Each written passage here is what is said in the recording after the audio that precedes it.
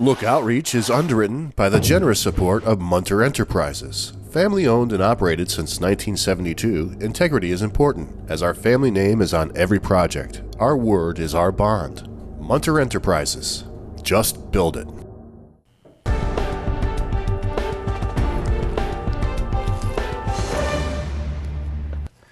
Welcome back, everyone. Well, as you know, we've been saying for weeks, art is language. And I've got two people here with me today that really exemplify that.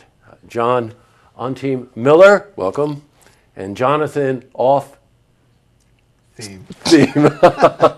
Not funny. Inside joke. Not funny, right? Funny. Especially if you are on theme, he can't be off theme. This is Jonathan Newell, frequent guest here on Look TV. Welcome, both of you. It's great to have you here.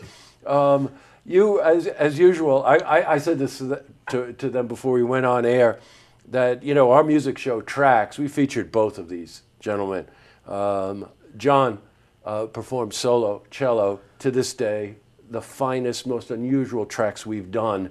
And then Jonathan Newell, in one of his many iterations and one of his many contributions to music in the area, the Jonathan Newell Prague Trio was also just over the top. And as usual, I was sitting around and said, what inspired you to do that, John? And you said, I think Emerson, Lake and Palmer. I don't remember, but we just decided to do it, you know. Typical Jonathan Newell, by the way, right? You know what I mean? Coming up, July 14, at the Strand Theatre in Hudson Falls, a very, very unusual, unique performance. Tell me about it. So July 14th is Bastille Day, or there are a couple of names for Bastille Day: La Fête Nationale, Le 14 Juillet. Basically, Independence Day. Yeah, it's French Independence Day. It is basically what I've been working in Luxembourg the past 3 years on and off, and I came back from a month in Luxembourg the beginning of June, end of May, and I really wanted to keep speaking French, because language is like a muscle. If you don't sort of flex it and work it every day, you really start to lose it very quickly.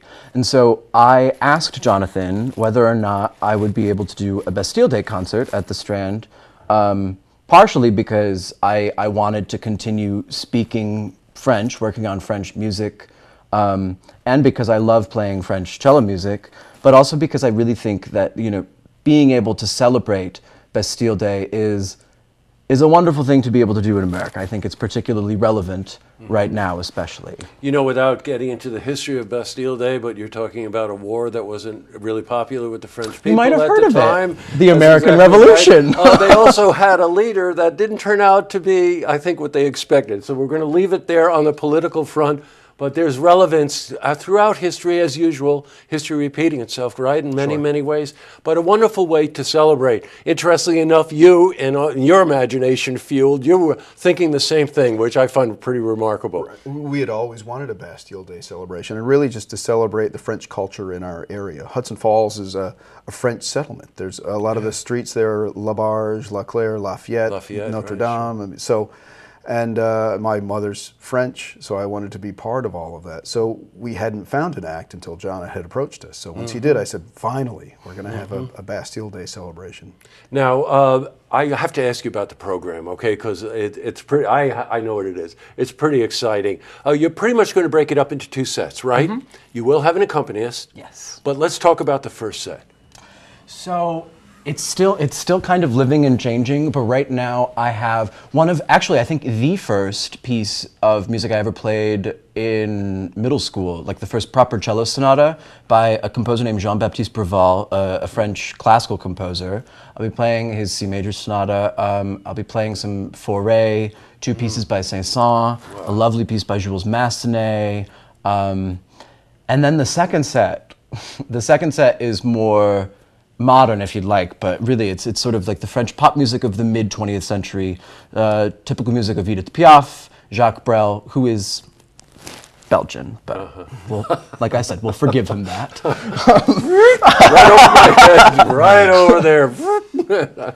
Okay, yes. And that's a wonderful, so you're taking a little walk through history as well. Indeed.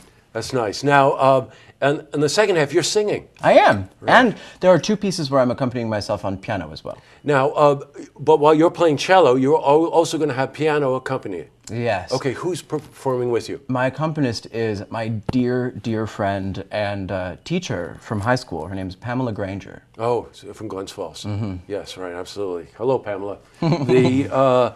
Boy, that's wonderful. What time?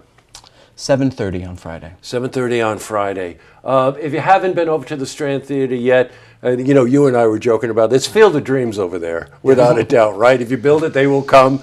Here in Hudson Falls, this wonderful older theater, the more you rip it and the more you find about its original nature, the more remarkable this building becomes. Acoustically, just in terms of the architecture, in terms of the finishes, it's just an absolutely amazing venture. And that's your baby, John. And the acoustics are so phenomenal. Oh, yeah, we know. What the building is and what's there and the stories that are there, but when you hear the space, when you hear that piano, we have a 9-foot Steinway in there, and so I can't wait to hear John play cello and sing, and just that marriage of sound. It's going to be an amazing. Boy, I totally agree with you, and I can't wait. Also, truth be known, one afternoon when John was rehearsing over there on the 9-foot, I walked all through that theater. I walked in around the balcony. I walked in all the downstairs in the orchestra sections and whatever. The acoustics are absolutely phenomenal. It's scary sometimes, right? How good it is. Really, there. it's one of the great concert halls already. Yes, really that's right. So. Really now, also the Strand is taken off. They're doing things. I think Sunday's a Grateful Dead. Saturday night is a Grateful Dead tribute band called Dear Jerry. So it's a tribute to Jerry Garcia's band and the Grateful Dead. And then you got to talk about Ray Alexander, okay? Right. And Sunday afternoon at 3 o'clock is the king of jazz in the Northeast. It's Ray Alexander's jazz trio. Right. And he's been the jazz pianist at the Sagamore Resort, Queensbury Hotel, Glens Falls Country Club, Rural West, all those great places up at the lake. He's brought jazz up to Lake George. Yeah, so he's playing on Sunday afternoon. Just to give you a sense of Ray, and if you're watching, hello to you too, because I don't think there's a song ever written that Ray doesn't know, which he'll play while he's talking to you. Right? He's not going to watch his hands. He's going to look you right in the eye and talk to you and just keep playing. I know. It's absolutely remarkable. Well, John, thank you so much for taking the time to come in. It's a Bastille Day celebration in many ways. July 14th. Is that Friday? Yes. It is Friday. Friday, 7:30 at the Strand Theatre in Hudson Falls. Please make it a point to go over and see this. He's a phenomenal musician. The theme of the evening could not be more relevant throughout history and today. And Pamela Granger is also seriously talented. It's great. And then, of course, check out whatever Jonathan's up to at any given week. Always worth checking out to see what's going on at the Strand. Great to have you guys in. Thanks for coming in. Thank you, Jesse. To see this interview again, you can head to our website, looktvonline.com.